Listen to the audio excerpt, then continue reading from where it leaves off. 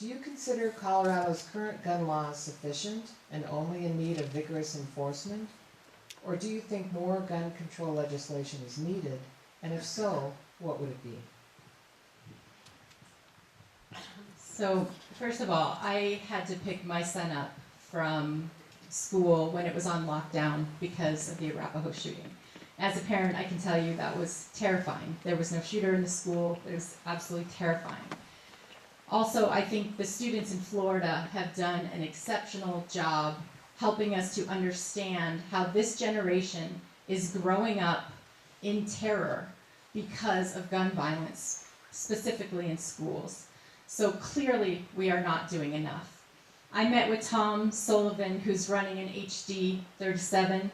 He's a father of a child who died at the Aurora Theater shooting. And we've just discussed this issue as well. And I think it's very clear at this point that we are not doing enough. Colorado has some good measures in place, but we need to go further.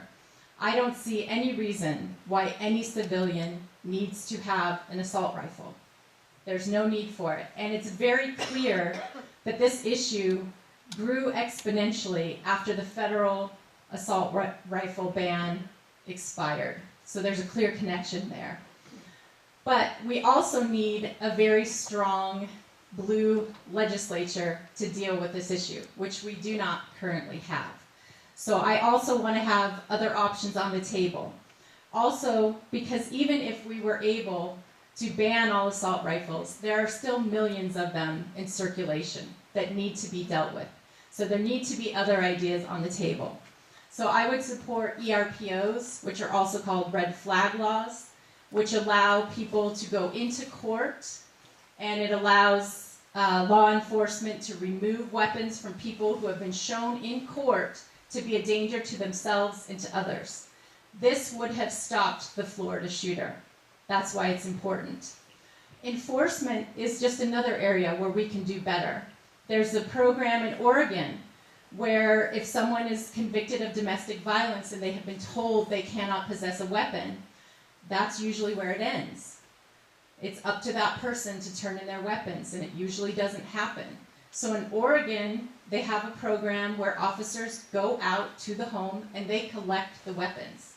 So that's an area of an enforcement that we could improve on as well.